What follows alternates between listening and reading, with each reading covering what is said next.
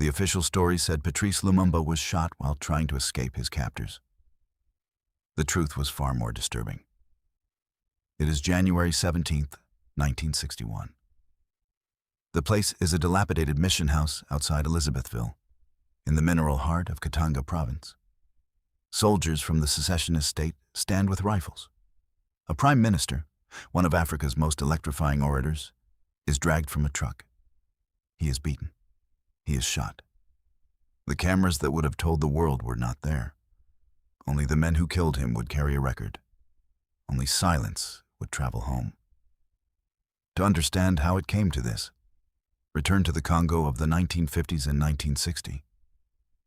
The Belgian Congo was a colony built on copper and cobalt, controlled by a handful of companies like Union Minière du Haut-Katanga.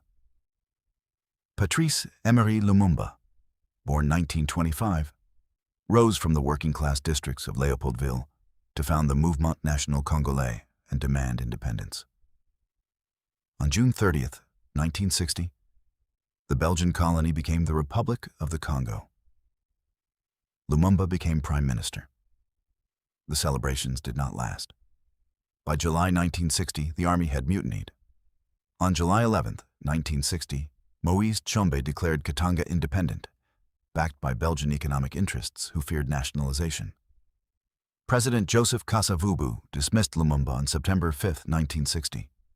On September 14th, Colonel Joseph Désiré Mobutu staged a coup and placed Lumumba under house arrest. The Cold War sat over the country like a black cloud. Lumumba appealed to Moscow for support. Washington and Brussels panicked.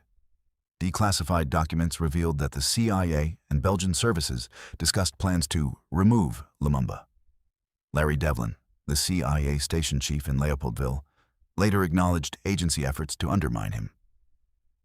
According to court records and later parliamentary inquiries, Belgian officers maintained close ties with Katangi's leaders. Tensions rose. Lumumba fled to Stanleyville and tried to regroup. In late 1960, he was captured. On January 17, 1961, he was handed over to Katangi's authorities and led into that mission house outside Elizabethville. But what investigators found next would change everything. Witnesses later testified that Lumumba and his two colleagues, Joseph Okito and Maurice Mapolo, were taken into a courtyard and shot. The bodies were not buried. According to testimony and a shocking confession years later, the corpses were mutilated. Hands were severed for photographs and identification. A Belgian police commissioner, Gérard Souete, would admit in a 1999 interview that he removed fragments, including teeth, and attempted to destroy remains. He described dissolving parts of a corpse in sulfuric acid. That admission that a former official kept teeth as trophies and dissolved a head to eliminate evidence sounds almost unbelievable. It is true. The fallout did not end with a confession. Ludo De Witte's landmark research, published in the late 1990s, compiled archives and eyewitness accounts linking Belgian authorities to the killing and cover-up. In 2001, a Belgian Parliamentary Inquiry concluded Belgium bore a measure of responsibility for what happened in Katanga. Declassified U.S. cables made clear American fear of a pro-Soviet Congo.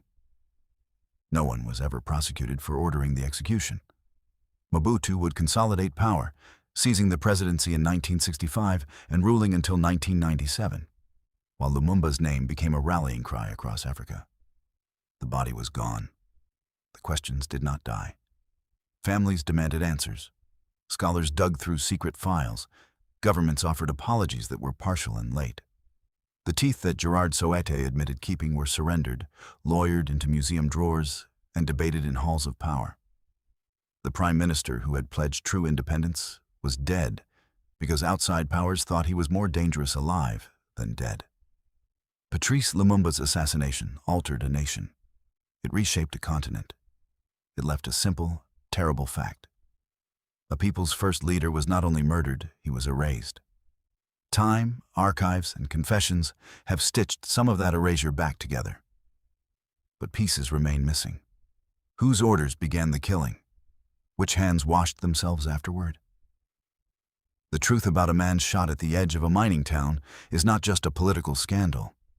It is the story of how empires and corporations decided who could live and how they tried to make the evidence disappear.